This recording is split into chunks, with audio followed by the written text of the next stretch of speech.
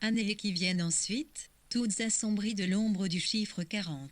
Encore une journée de printemps, je me passe de feu de niaïne. Le seul inconvénient est la privation du feu même et de ce sentiment d'être bien aise dans une caverne tandis qu'il fit humide et sombre à l'extérieur. L'extérieur est d'un gris pâle. Je suis allée à la London Librairie pour prendre une brassée d'histoire sur le surnaturel et rencontrer Sir Henry Newbolt, svelte belette à tête grise, mais nous ne nous connaissons pas. Ensuite j'ai arpenté tout Charing Cross Road, à la recherche des lettres de K, mais on ne peut se les procurer nulle part. Alors j'ai rallié le club, où j'ai trouvé Lytton tout seul, et, n'étant pas d'humeur à parler, nous avons lu l'un près de l'autre nos journaux. Fredegon a fait son apparition, mais après avoir ri un peu de son message téléphonique, je suis partie. Alix, Carrington et elle se sont ligués pour décider que je les critiquais, qu'elles ne le supporteraient pas, m'ont téléphoné pour me demander de me rétracter. Ce que je n'ai accepté de faire qu'à la condit dont elles couchent par écrit leurs griefs, j'ai bien peur qu'elles ne s'y refusent. Elles prétendent que je les déprime, et que la seule explication est que je suis une sadiste. C'est la première fois qu'elles se rebiffent. Barbara accepte pourtant toutes les critiques, qui glissent sur elle sans laisser de traces. Elle a imprimé 4 pages chez l'imprimeur, travail peu satisfaisant du fait de l'incompétence du bonhomme. Vendredi 25 janvier, mon anniversaire. Elle m'a glissé dans la main un joli couteau à manche de corne de vache ce matin. Nelly m'avait tricoté une paire de chaussons rouges qui s'attachent autour de la cheville et qui conviennent tout à fait à mon état le matin. Un nouvel événement m'a forcé à rester étendue. Barbara est venue, et nous avons ensemble 4 pages, et elle a imprimé les 4 suivantes chez l'imprimeur. Une très bonne journée de travail. À ce rythme, la nouvelle de Catherine Mansfield sera terminée en 5 semaines. Nous songeons un peu à faire un petit volume de gravure sur bois, soit après ce livre-là, soit en même temps, sur notre petite presse. Notre dîner de ce soir a été un sacrifice de bonne taille au devoir. Jamais nous n'avions autant aspiré à passer la soirée seuls, avec des livres à lire, et le sentiment d'avoir déjà beaucoup parlé cette semaine. Mais, vers 7h30, Clara Wolfe est arrivée, et les Witham, que nous avions invités avec l'idée de leur faire un sort en même temps, pour limiter à l'inévitable le gaspillage. Le déballage littéraire de Witham donne un juste aperçu de son esprit. Il incarne l'idée que doit se faire du génie un travailleur autodidacte, et il est cependant si modeste et sans façon qu'il en devient amusant plutôt que rébarbatif. Sa passion pour l'écriture est la passion de l'amateur ou plutôt de l'individu qui la tiendrait d'un manuel de morceaux choisis. Voyant le nouveau roman de Canaan, il a dit « Ah, Canaan, Sir Henry Newbolt, 1862-1938, avocat, poète et homme de lettres, dont la femme était une Dickworth, et que VW devait connaître depuis l'époque de Hyde Park Gate. Distribuer les formes déjà imprimées, c'est-à-dire répartir chaque caractère dans son casier attitré, de manière à pouvoir le réutiliser. Gilbert Cannan, 1884-1955, romancier et auteur dramatique prolifique, était un ami de D.H. Lawrence, J. Middleton Murray et Mark Gerdet. Ce nouveau roman était vraisemblablement 71 Stuck, House, la maison de Stuck, paru en 1917, Born, 19119. J'ai trouvé que cela dénotait de la faiblesse, et je me doute qu'il n'a pas la tête bien prise du lard. Le silence de Clara montre, je crois, la position subordonnée qu'elle a les plus révolutionnaires, qui ne paraissaient plus que des propos de ménagère sur le dans la famille, celle d'une personne qui n'arrive pas à s'imposer, malheureuse, et semblait nous faire, et avec cette précision qui lui est propre, avouer les principes laisse deviner. Sylvia prenait patience, ravie de la bonne impression que son mari d'aplomb sur les épaules. Comme ses discours sur la composition de ses romans, le a eu trop peur des effets possibles sur sa personnalité pour s'y mettre sérieusement, tourner les tables et entendu des frappements de fantômes et accru à tout cela. Mais de pain et de margarine. Witham a vaguement donné dans le mysticisme, il a fait leur propriétaire étant un gros avoué blafard qui reste étendu toute la journée sur un canapé, là-bas, dans le Devonshire, à communier avec les esprits. En se nourrissant permis d'espérer une bonne douzaine de Witham au cours des 5 ou 6 prochaines années. Après nous avoir dit tout cela, il a entamé le chapitre du spiritisme, toute la matinée, lisant et se promenant le reste de la journée. Et il nous Et donc un nouveau roman à sa liste, il va se mettre à travailler d'arrache-pied, écrivant l'heure de Von Chirou, sitôt la guerre finie, ni la guerre ne l'a pas empêché d'ajouter ses dés qu'il applique en dernier lieu. Il commence par un résumé qui lui prend 3 mois ni je n'ai pas écouté jusqu'au bout, ils ne vont pas tarder à se retirer dans préparation, ou à demi-pisci, mié, ou un Watt ne demande plus qu'à être rédigé pro les milieux professionnels. Il a énuméré avec enthousiasme tous les romans qu'il a en questionné sur le sort de mon œuvre. T dont on est c'était un point d'honneur dans le reste 11 m'a déclaré que ses livres jaillissaient en quelque sorte, et après en avoir oui, il est très faible pour ses séquelles de 1 point un colistructiwai, n'est-ce pas? L'a ainsi de tout jamais réconforté sans doute. Elle est restée pour la nuit. Aujourd'hui samedi, nous sommes allés à Ken, des perce-neiges, des cyclamènes nains, quelques rhododendrons miniatures sont sortis, et aussi les pointes de quelques acils et crocus qui surgissent de l'herbe ou des feuilles mortes. Dimanche 27 janvier alors que nous sortions, nous nous sommes heurtés de plein forêt à Desmond, qui tournait au coin à toute allure, sans crier gare, ce qui a démoli, mais aussi miséricordieusement que possible, notre espoir d'une soirée solitaire. Nous avons fait un tour dans le Day Park. Desmond paraissait déprimé, le front barré de rides, il soupirait de temps à autre, « Oh, Seigneur ! Oh, Seigneur !» en songeant à la guerre ou à des ennuis personnels, et je supposais. En fait, je trouve désagréable d'avoir toujours à éviter certaines questions avec lui. Quand votre livre va-t-il sortir? A-t-on accepté le roman de Molly? Écrivez-vous, etc.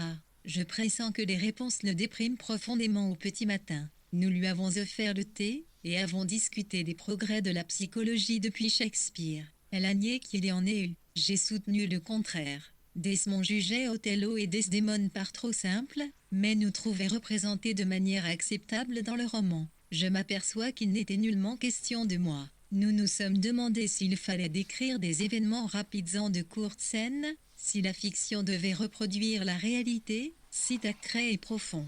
Desmond a lu récemment des passages d'Anne Wacom, n'y trouve aucune profondeur, mais le clapotis charmant d'un pittoresque Cahuten Gassier EFQ pop de convention. I.E.1, nous sommes passés à l'illutsique de N bon poète terre à terre, a dit Desmond, troph, un découverte, considère le monde de tous les jours et trouve l'hypalie l'espèce s'arracher des entrailles quelques phrases justes, classiques par conséquent durables. Mais je ne le suis pas sur ce point. Il a tiré de sa poche une bagnole, et maintenant, j'en suis sûr, songe à en faire lui-même un compte-rendu. Pour ma part, je n'en ai pas l'intention après un coup d'œil sur ce qu'elle a dans l'esprit. De fil en aiguille, Desmond en est venu à parler d'un prince roumain qui, selon lui, a la voix la plus enjôleuse de Londres. Il lui a téléphoné, pour le prévenir qu'il ne serait pas à l'heure pour le dîner, et, tendant l'oreille, j'ai entendu à l'autre bout du fil une voix douce, hésitante, trébuchant sur les longs mots et plutôt romantique. Desmond nous a quittés enfin,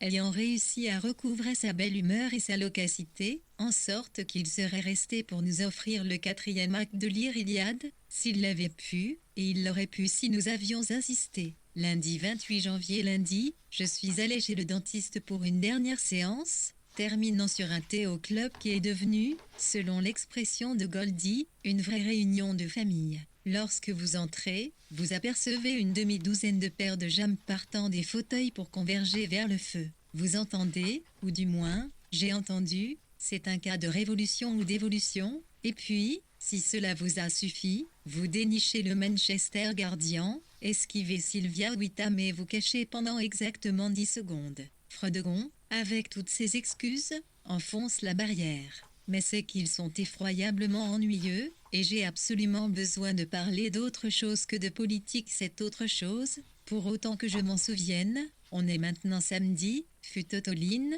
Alix, poésie, amour. Jusqu'au moment où Bob, qui ne cessait de tourner la tête dans notre direction, n'y tint plus et se planta de toute sa hauteur devant nous pour nous demander, en agitant un long feuillet d'épreuves, si nous nous racontions des secrets. Malheureusement non, et je dis, alors il s'est assis avec son immanquable assortiment de commis voyageurs en potin littéraire. D'abord il nous a dit que Cliff se propose d'acheter de Egwast 45 pour lancer une revue de Bloomsbury, et puis nous a demandé ce que nous pensions de Wallet 46, et ainsi de suite, malveillant, raffolant du scandale mais William Monsieur Thackeray. de Newcombe, Memoir of a Most Respectable Family, paru en feuilleton au cours de 1854-1855. Annie Bagnol fut à un certain moment de la guerre infirmière dans le Va. Son premier livre, Diary Without, fondé sur ses expériences personnelles, paru au début de 1918. Desmond McCarthy, très épris d'elle,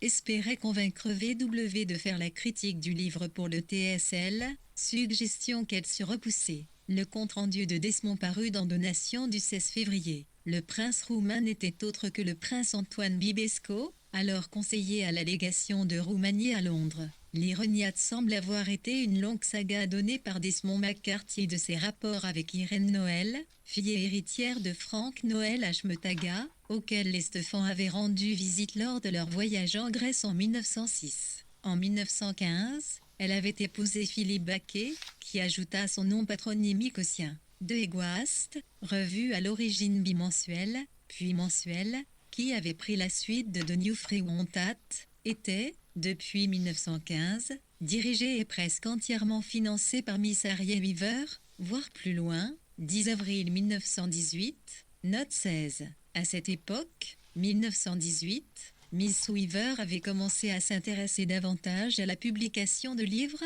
en particulier ceux de James Joyce, T.S. Eliot, son rédacteur adjoint depuis juin 1917. Cherchait un moyen de sauver la revue avec une autre organisation. Clive ne l'acheta pas, d'autres plans n'aboutirent à rien, et la publication cessa en décembre 1919. Arthur David Wallet, 1889-1966, né Schloss, avait ainsi que toute sa Éluni échangé de patronyme au début de la guerre du fait de la virulence des sentiments anti-allemands en Angleterre. À sa sortie de Cambridge il entrait au sous-département d'Extrême-Orient du département des Estampes et dessins du Ptizi, IM première traduction du chinois parue en 1918. Janvier 1918 toujours aussi ingénieux et infatigable. Je suis rentré, et naturellement il y a eu un raid. C'était inévitable ce soir-là. De 8h à 1h15 du matin, nous avons erré entre caveau charbon, cuisine, chambre et salon.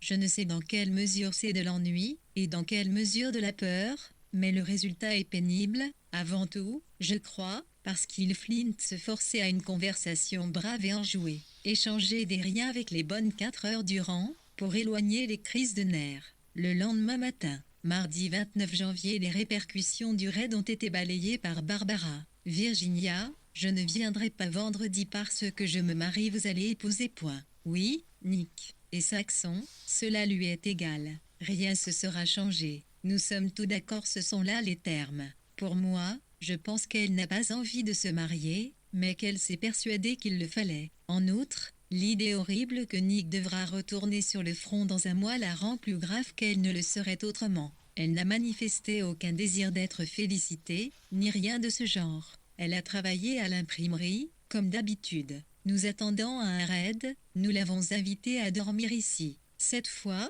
cela commença à 9h10, l'alerte, tout au moins. Ce fut beaucoup plus violent, cette fois. Un aéroplane est passé au-dessus de la maison vers 11h30. Peu après, les canons grondèrent de si près que j'ai renoncé à aller chercher une paire de chaussures laissées dans ma chambre.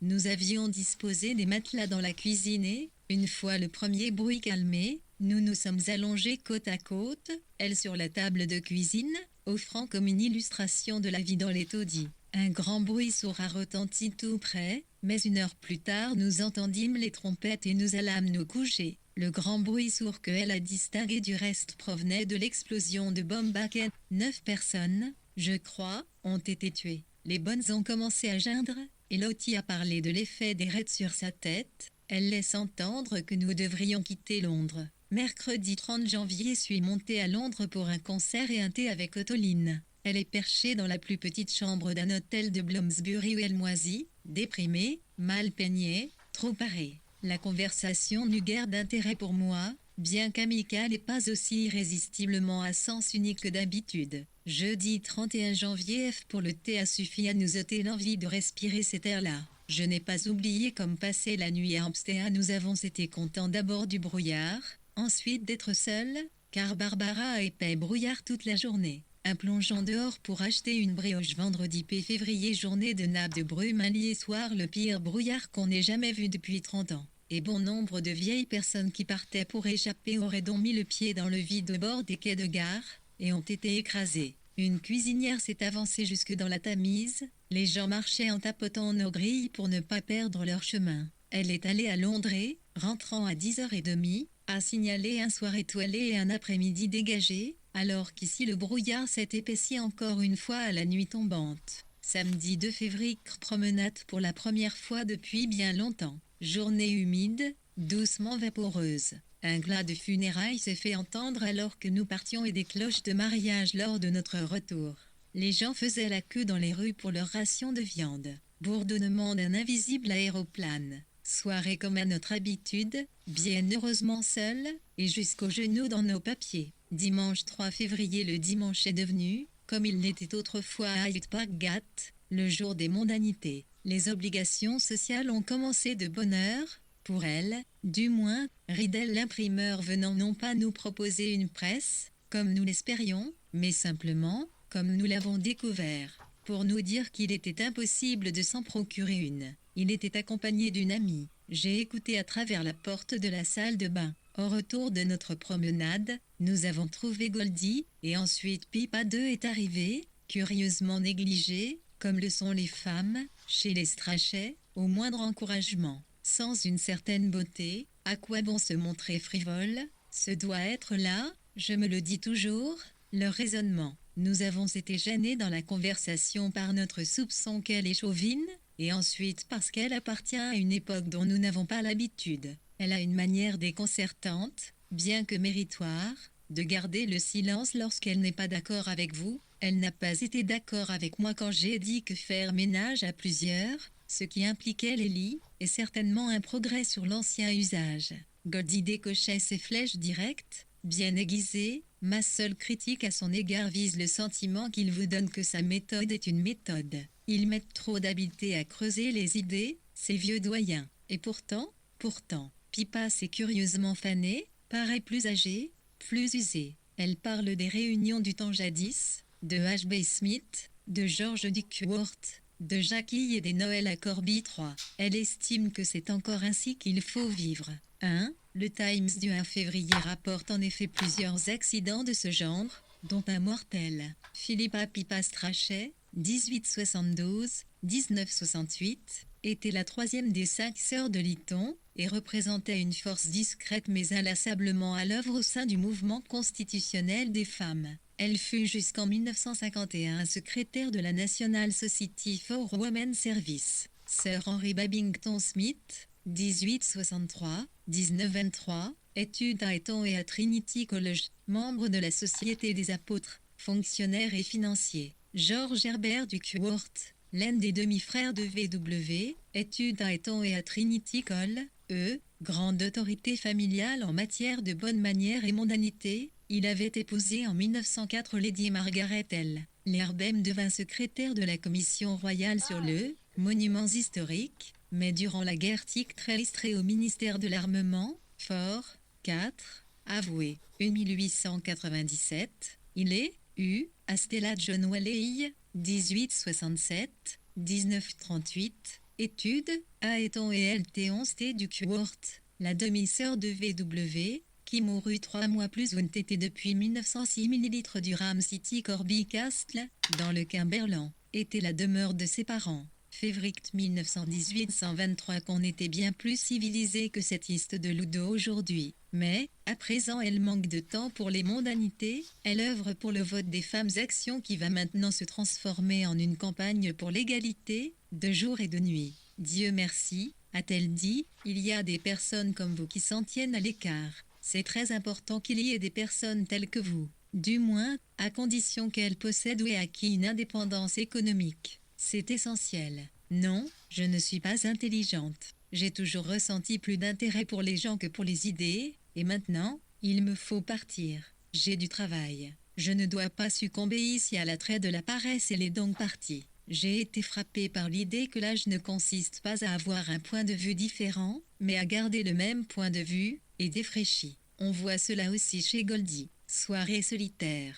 Lundi 4 février, suis allé au Times avec un article sur Coleridge, et une fois encore me suis perdu, en partie à cause des multiples ruelles, et rejoint le club où, pour une fois, les gens avaient consenti à se taire et à lire un livre chacun de leur côté, si bien qu'on nous a laissés à nous-mêmes. Nous avons entamé un flacon de saccharine pour économiser notre sucre. Mardi 5 février, Karine est venue faire sa conférence. Elle est arrivée à l'heure du thé. Elle me rappelle toujours un de nos chiens perdus d'un quai. Surtout, c'est plus fort que moi. Elle court tout autour de la pièce, renifle les angles des fauteuils et tables basses, remue la queue de toutes ses forces et se saisit du moindre lambeau de conversation comme si elle en était affamée. Et elle avale une grande quantité de nourriture aussi, comme un chien. Cette énergie extrême est peut-être liée à la surdité. Elle est devenue bolcheviste. Elle a offert ses services au parti travailliste et espère qu'on va l'envoyer d'un bout à l'autre de l'Angleterre pour organiser des comités électoraux,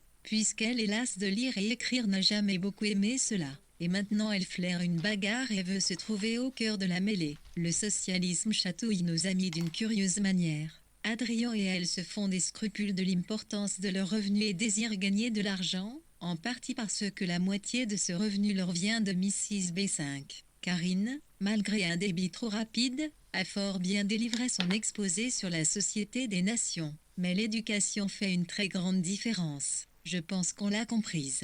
Il paraît qu'elle a été très soulagée quand ce fut terminé, ce qui me surprend. Elle est restée pour la nuit, et le lendemain matin, ce qui avec un parfait à propos, maintenant manifeste, me vaut une dent en moins. D'autre part, elle s'assied toujours au coin du feu et cela m'oblige à crier. Mais je comprends qu'Adrien puisse trouver que son énergie, son esprit, ni blasé ni porté à la critique, mais généreux et enthousiaste, sa sincérité et son équilibre soient un grand appoint 4. L'article de VW sur de tables en Zomiana of Sant.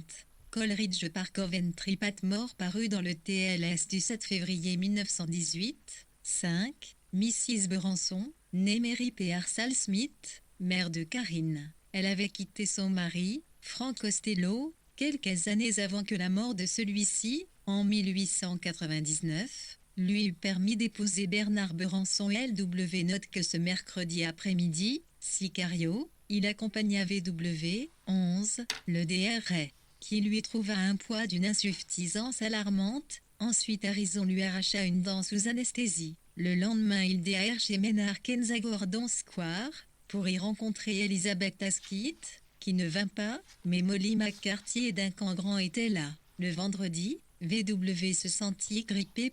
On fit venir le docteur Ferguson. Ils partirent pour H.E.M. le 19 février, et ils y restèrent jusqu'au 1 mars. Rien ne fut consigné dans le journal d'Achillani au cours de cette période. Samedi 2 mars, à quoi bon terminer une phrase commencée il y a un mois? Nous sommes ici, c'est le soir. Il y a une heure que je suis rentré d'H.E.M., ou plutôt de Charlton. Après le départ de Karine, ce mercredi, une période bien monotone commença pour moi. La grippe s'est déclarée le vendredi, j'ai gardé le lit pendant 8 jours.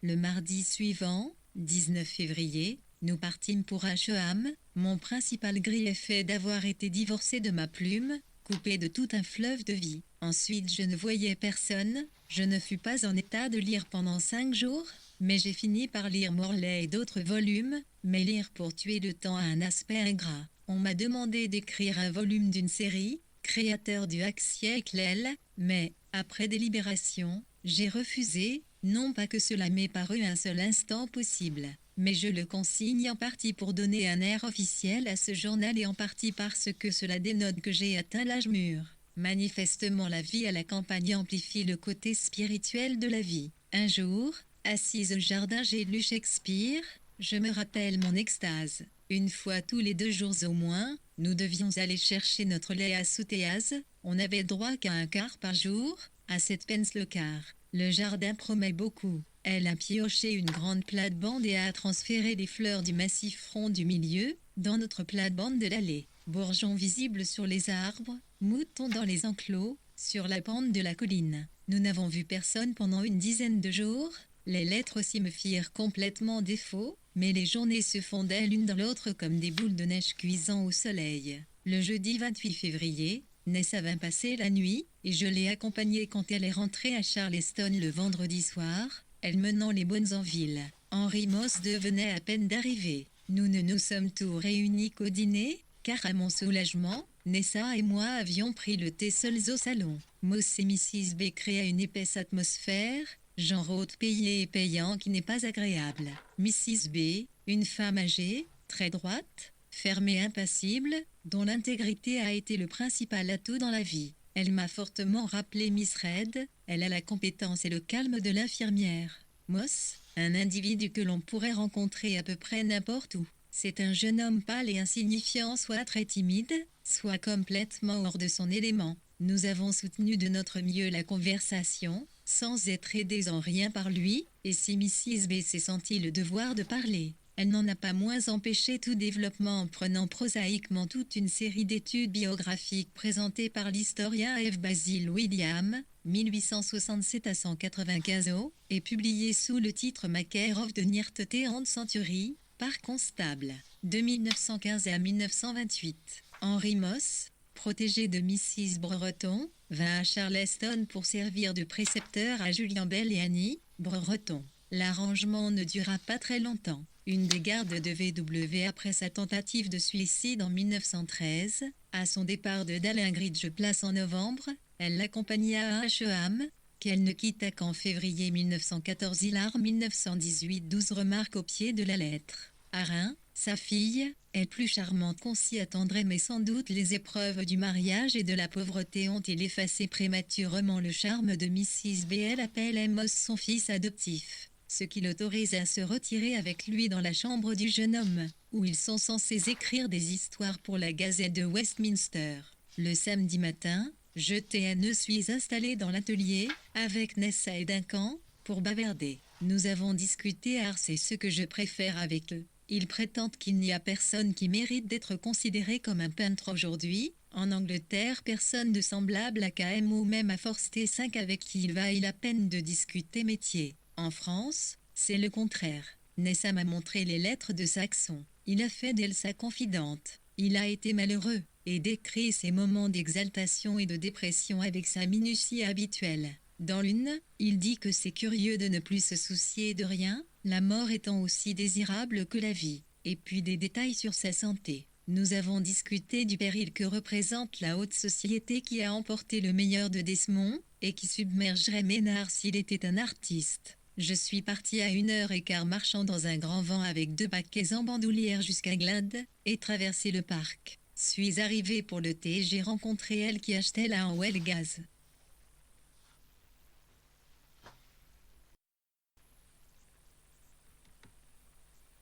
J'ai rencontré elle qui achetait la en well Gazette 6. J'ai trouvé une lettre de Saxon, que je n'ai pu m'empêcher de trouver un peu froide, me montrant du moins, après ses lettres à Nessa, que dans cette crise je ne suis pas sa confidente. C'est étrange comme on choisit un être chaque fois que l'on est bouleversé, pour des raisons qui échappent à cet être lui-même. L'année dernière je devais tout entendre. Samedi 3 mars, une ignoble journée de vent. Envoyé mon article sur Conrad enfin et j'ai imprimé quelques étiquettes pour Bunny, mais nous ne sommes pas sortis et avons été très heureux. Lundi 4 mars, elle a emporté 4 pages chez l'imprimeur aujourd'hui pour les imprimer. Moi, étant inutile pour cela, je suis allé reprendre contact avec Londres, ce que j'ai fait aux 3 endroits habituels, chez Mudie, la London Librairie et le Club 17. Londres s'est offert à moi sous son plus mauvais jour, semblable à une femme de ménage entre 2 âges, dont les cheveux repoussés à la brosse à chien dent découvrent un front lugubre. Dans St. James Square, on a construit tout un village de maisonnettes pour abriter un ministère quelconque, sans doute, et les troncs découpés dans les murs et les toits, afin de conserver les arbres sans les abîmer, faisait un effet de Saturday Westminster Gazette, fondée en 1912, publiait des articles de fond sur les affaires courantes et un vaste choix de critiques littéraires, poèmes, nouvelles, concours, etc. Mrs. Brereton passait aussi pour écrire un roman inspiré de la vie à Charleston et des personnes qu'elle y rencontrait. Edward Morgan Forster, 1879-1970, passa par King's College, Cambridge, et fut apôtre, vivant la plupart du temps avec sa mère à Woodbridge, dans le Surrey. Il était un familier, plutôt insaisissable, de Bloomsbury. Il avait voyagé en Italie et en Grèce et avait passé 6 mois aux Indes. 1912-19 P13, Idiésé Alv 9 ans 15 T à 191,110 filles, na de exosièque putéorne, d'il occupa un poste dans la Croix-Rouge à Alexandrie. Tous ses romans furent remis à passage Toindu, La route des Indes, 1924, et Maurice qui parut après sa mort, en 1971.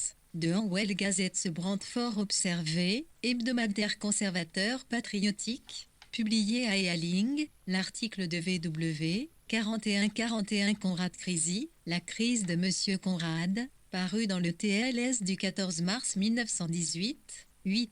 Les étiquettes des pots de miel étaient imprimées à partir d'une gravure sur bois de Carrington 126 affaires bizarres. Certains des employés vont disposer d'un tronc d'arbre pour essuyer leurs plumes. Au club, j'ai trouvé un groupe silencieux, rien que des hommes inconnus de moi, excepté Alix qui, assise raide comme LLTIC, lisait un des livres de Bertie Russell. Je l'ai interrompu dans sa lecture, grande dame de mes principes, et nous avons pris le thé ensemble. Sa principale nouvelle était qu'elle va s'installer avec Saxon dans la maison de fête après l'âme, pour jusqu'à la fin de la guerre, et 6 mois encore après. J'imagine qu'il voit ce cadre un peu comique, cette combinaison d'amoureux sans espoir, et, en effet, on a plutôt envie de sourire à l'idée des silences durant lesquels chacun des deux va penser à quelqu'un d'autre. Et on imagine que ce qui les réunit les conduira plus avant dans la solidarité agissante, mais c'est manifestement une bonne idée. Elle s'est imposée d'elle-même, d'abord à Mrs. Bridgman, la femme de charge qui a pensé que 2 êtres aussi tranquilles étaient faits pour vivre ensemble. Cette fois, je me suis efforcée de mon mieux de garder un ton neutre, de me montrer sérieux et aussi compréhensif que possible. J'avais donné à Alixis l'impression, à ce qu'elle disait, que je flottais, et que je ne me souciais pas de savoir combien ma prospérité leur rappelait à toutes deux, Fredegond et elle, toutes les choses qui leur manquent. Mais pourquoi F manquerait-elle de quoi que ce soit? Je l'ai laissée assise là, où je crois qu'elle reste toujours jusqu'à ce qu'on éteigne les lumières ou que James vienne la prendre pour dîner. Que sera-t-elle à 45 ans? Et trouver les 2 Moriko, Pereira et Jeyatilaka, ici en rentrant. Elle a passé environ 3 heures à imprimer, mais il en est venu à bout. Mardi 5 mars, encore une journée glaciale. Elle est allée à une réunion au Club 17. J'ai passé l'après-midi à Dissé, et couru jusqu'à la High Street et je me suis laissé attirer dans le bazar à un panier où il est si simple de faire des achats que cela incite à dépenser. La guilde se réunit ce soir pour entendre Nick. Mercredi 6 mars, cette fois encore, on se demande pourquoi les femmes sont venues. Quel mobile peut pousser à une occupation aussi passive que celle-ci, qui consiste à rester assise en silence, à moitié endormie dans un fauteuil, pendant 1 heure. Nick a pourtant trouvé le ton juste avec elle. Il a été simple, explicite, désinvolté, très à son aise. Il a parlé toute 1 heure. De sa conférence, j'ai surtout gardé dans l'esprit l'attente des trains et la marche forcée, alors que la lune et les étoiles paraissent très sarcastiques, a-t-il dit, sur des routes parfaitement droites, bordées de peupliers. Sa manière prosaïque de parler, sa résignation à la nécessité, si outrageante qu'elle pût être au regard de son sentiment des convenances et du bon sens, montre également. Il s'agissait d'un édifice temporaire, ressemblant à une auberge de campagne, et connu sous le nom de Washington Inn, à l'usage des officiers américains et d'outre-mer. Il ne disparut qu'en 1921. L'honorable Bertrand Arthur William Russell, 1872-1970, philosophe et mathématicien, agrégé de Trinity College, Cambridge, et, lui aussi, apôtre, pacifiste passionné, il dut démissionner de ses fonctions de maître de lui valut d'être condamné à 6 mois de prison. Conférence à Cambridge. En 1918, un article qu'il donna à un hebdomadaire de tribunal fut jugé séditieux, et ce n'était pas avec Saxon, mais avec James Strachey que Alix devait partager Anderson Hobbs dans Downshire, Hampshire, pendant quelques mois. Mrs. Bridgernan, la femme de charge de fête, lesta dans la maison 411 hier 1918-127 frappé. Il semblait de bonne humeur, et, Ig Barbara, nous racontant les conquêtes qu'elle fait, auxquelles il croit implicitement, parlant plus qu'à l'accoutumée, et me disant qu'après la guerre il y a un cré-vivre à la campagne et fabriquer de bons meubles. D'après des dessins de Carrington, c'est un humain d'un excellent naturel, sans aucun talent particulier pour qu'accourber de ce côté-ci, ou de cet autre. Cela est vrai aussi pour elle, je crois, c'est un produit rare dans notre cercle d'intime. Elle s'est rendue à une réunion. Nous avons maintenant la manie de parier en faisant la réussite du diable. J'ai perdu ainsi 4 shillings en une semaine. Nous avons reçu de Williams une lettre imprudente au sujet du livre de elle. Il est en train de soumettre ou se propose de soumettre à ses collaborateurs les passages douteux et, par conséquent, ne peut encore en commencer l'impression. Elle menace de remettre l'affaire entre les mains de ses avocats jeudi 7 mars. Ces 2 derniers jours, j'ai dit ces 4 pages, dans l'espoir que nous pourrions achever 8 pages de la nouvelle avant de partir encore une fois. Les raids sont tellement espacés maintenant que cette précaution semble exagérée. Les bonnes s'entêtent cependant à dormir dans la cuisine tant qu'il reste un soupçon de lune. Philippe est arrivé après déjeuner, et elle l'a emmené se promener jusqu'à Quai. Je les ai rencontrés sur le chemin de halage. Philippe est visiblement très malheureux. Il est évident qu'il ne souhaite rien dans l'immédiat, sinon repartir pour la France. Il a apporté quelques poèmes de Cécile, que nous avons proposé d'imprimer sur le champ, en un petit volume, avec nos vieux caractères 13. Ce serait bien puisque cela lui fournirait une occupation et qu'il offre de venir nous aider. Plus on constate l'effet de la guerre sur des jeunes gens qui devraient être heureux, plus on la déteste en bloc. Philippe, je crois, s'intéresse plus que Nick au côté militaire de l'affaire. Il a refusé une offre de travail à Londres. Journée glaciale, et nous n'avons plus de charbon que pour un jour. Lors du dernier raid, une bombe est tombée sur les entrepôts. Vendredi 8 mars, à relire ce que j'ai écrit hier, on pourrait croire que j'avais le pressentiment d'un raid et que Dieu l'a envoyé expressément pour me punir de mon arrogance. Quoi qu'il en soit, nous avons fait notre réussite. J'ai perdu mes 3 pence 3 quarts et puis nous sommes allés nous coucher sans autre idée en tête que les réussites et l'imprimerie. Je venais de me retourner pour la 3e et dernière fois dans mon lit, quand il y eut une explosion. Pendant une demi-minute, un raid nous parut tellement invraisemblable que nous avons décidé que c'était encore une de ces inexplicables pétarades omnibus à moteur. Mais l'instant d'après, les canons tiraient de tous côtés et nous entendîmes les sifflets. Il fallait se rendre à l'évidence. Nous avons donc rassemblé nos affaires pour aller à la cuisine. Il était 11h30. Un coup d'œil dehors ne nous a montré que des étoiles jaunâtres dans une sorte de brume, pas de lune, mais une nuit calme. Lorsque nous fûmes étendus sur nos matelas, il y eut une forte, quoique lointaine, déflagration, suivie d'une canonnade genre de réussite que l'on peut faire en compétition avec un ou plusieurs autres joueurs. Poème de C.N. Wolfe, privilège de la Hogarth Press, Richmond, fut brièvement signalé dans le TLS du 23 janvier 1919. C'était la seconde publication Tickley Hogarth Press Mars City 4, 111. 111, 111, 11, 11, 11, 11, 11 est très rapide et fourni au nord et au sud, mais qui jamais, sauf une fois, n'a dépassé Barnes pour se rapprocher de nous. À 1h moins le quart, nous avons pris du cacao et sommes allés au lit. Les trompettes ont retenti à 1h35, 2h en tout entre le début et la FM. Je n'oublierai jamais la joie délirante de elle quand il s'est précipité dans ma chambre à l'heure du petit déjeuner. Ce scélérat de Williams a cédé. Il consent à résilier le contrat. Elle était triomphant comme un fauve après un combat où il a forcé son adversaire à aller se terrer dans la jungle. Je pense qu'il a raison d'exulter. D'abord, il semblait bien qu'il en aurait encore pour des mois de tracas et d'empêchements,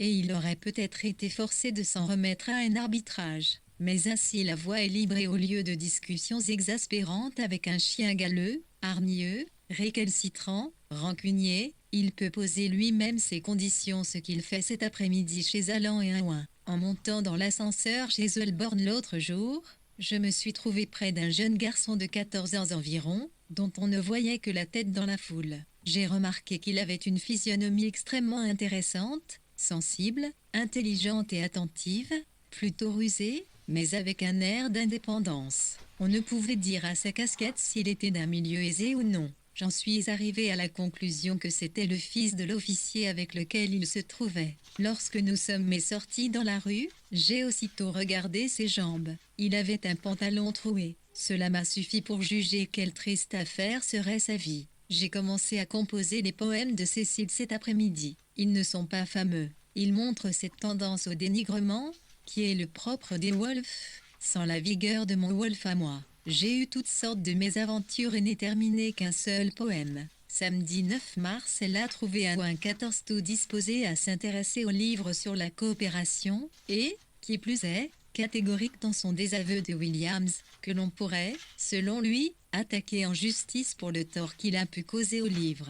Il propose de sortir 2 éditions, l'une brochée, l'autre reliée en toile, tout de suite, ou plutôt, après avoir lu le livre, ce qu'il entend faire sans attendre.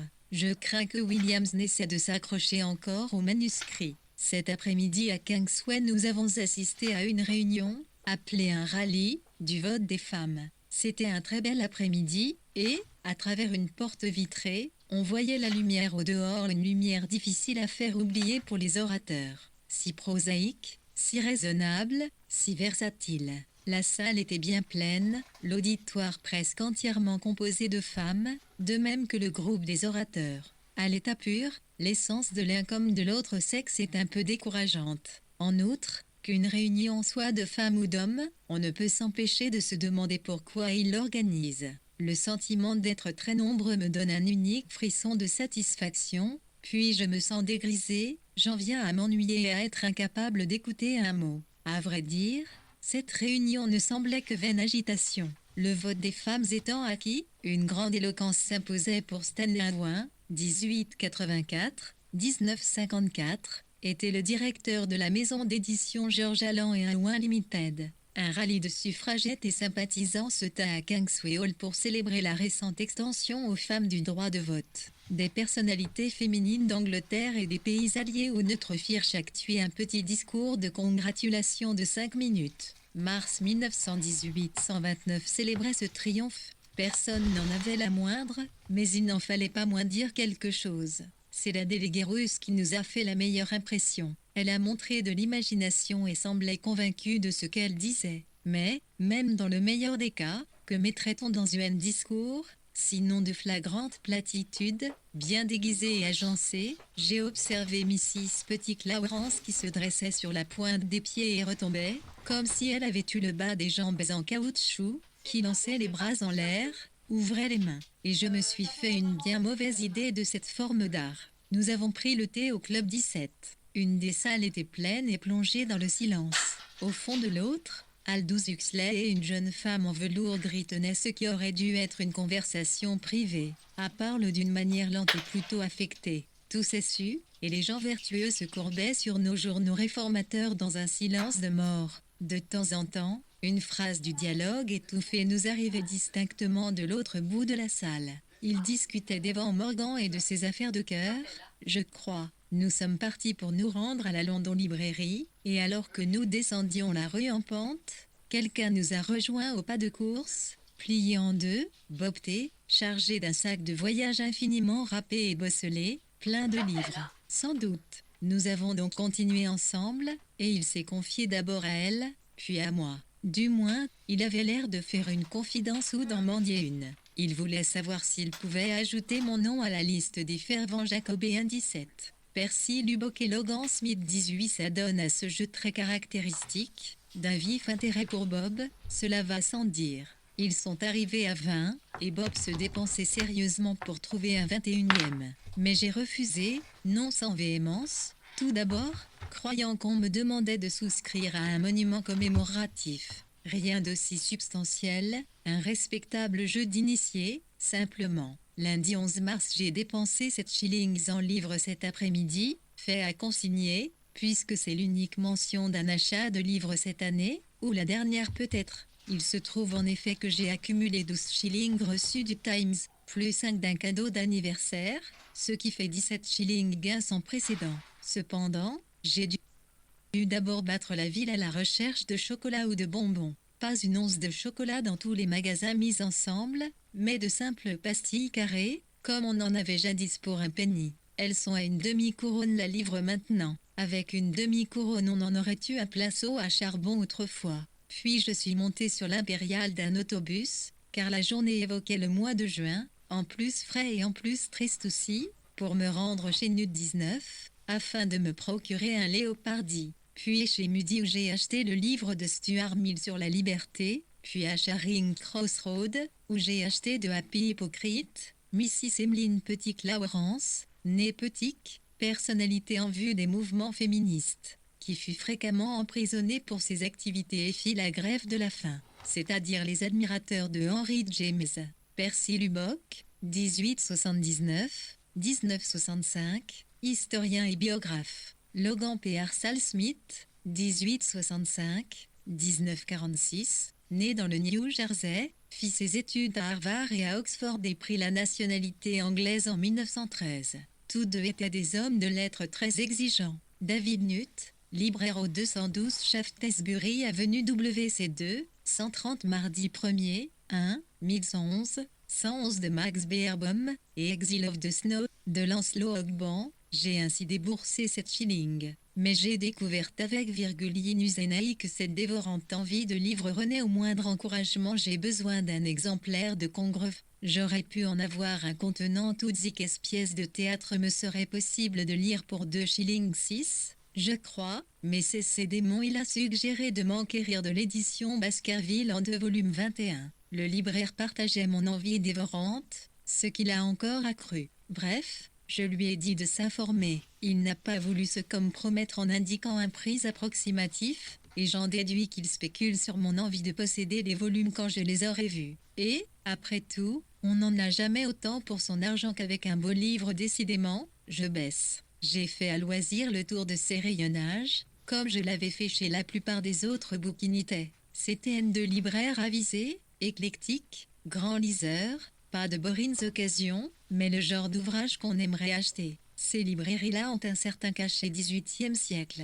Les gens entrent en passant, pour parler littérature avec le libraire qui, en ce cas, en savait autant que moi sur les livres. J'ai surpris une longue conversation avec un pasteur qui avait découvert à Paddington une boutique pleine d'Elzévir. Il s'élevait contre le gouvernement, en particulier pour le gaspillage du papier. On devrait supprimer tous les journaux et afficher une feuille à la poste chaque fois qu'il y aurait des nouvelles. De là, je suis allé au club, où j'ai trouvé elle, Fredegon, Gérald, Chauve, Goldie, Bryce Fort-2 et Alix. Ogban, le poète, était là également. J'ai posé son petit volume sur le bras de mon fauteuil, commérage du genre habituel. Le livre de ce pauvre Ogban est précisément cette triste contrefaçon à laquelle on pouvait s'attendre, et même pire qu'on pouvait s'y attendre. Une de ces œuvres que Lytton qualifie d'illettrées, c'est influencé par Swinburne. Incroyablement dénué de talent et vaguement séditieux. À la maison, elle a le WA pour une réunion de la SDN mardi 12 mars. Je devrais consacrer toute cette page à des louanges autant qu'il fait. Un des curieux effets du printemps en banlieue est que l'on entend chanter le soir un nombre étonnant de voix masculines et féminines. Nous avons laissé les fenêtres ouvertes, et une dame, qui semble pâmée, lance des notes trop coulantes. On doit lui pardonner, vu les circonstances. Voici quelques faits. J'avais choisi pour m'asseoir un banc à l'ombre dans les jardins de Kew. J'ai vu une pierrite des saules, crocus, cils, tous en boutons ou en fleurs. Les vêtements noirs ont un air de poil funéraire poussiéreux. Quant aux fourrures, il y a de quoi rire. Nous nous sommes retrouvés à Kent. Je peux dire que j'ai été rejeté par le Times. Pour rendre cette blessure encore plus cuisante, elle a reçu 2 livres de la Nation. C'est la 2e semaine de mon de Happy Hypocrite, l'hypocrite heureux, de Max Beerbohm, 1872-1956, critique, essayiste, romancier et caricaturiste, paru en 1897. Exile of the Snow and the Tepoan, exilé de la neige et autres poèmes, paru en 1918. Parmi les livres trouvés à Monkshods après la mort de V.W., il y avait 2, sur les 3, volumes de Congreve publiés par la Baskerville Press en 1761. Henry Noel Bracefort, 1873-1958, socialiste influé journaliste, s'employait, en association avec Lord Dickinson et autres membres de l'Union of Democratic Control, à promouvoir une paix négociée et douce création d'une organisation internationale permanente pour la défense de la paix. 23, V.W. était manifestement si surexcitée qu'elle s'est trompée dans les dates. Ces notes de ce jour-là et du lendemain sont datées du 7 et du 8 mars, la semaine précédente éviction, et en résultat j'ai travaillé à mon roman à une allure étonnante. Si je reste mars 1918 131 congédié, je terminerai en un mois ou 2. Il devient très absorbant. Nous avons constaté que nous avions écrit ces derniers temps à une vitesse prodigieuse. 40 000 mots, alors qu'il n'a pas encore abordé le livre proprement dit. Quant à moi, j'ai largement dépassé les 100 000. Jeudi 14 mars, si j'avais écrit hier soir dans CC Journal, ce que je n'ai pu faire, étant trop excité, j'aurais terminé par une rangée de points d'interrogation. Cette surexcitation m'est venue du journal du soir. Après avoir fait de l'imprimerie tout l'après-midi, je suis sortie vers le soir et acheté le Star et jeté négligemment un coup d'œil sous la lampe.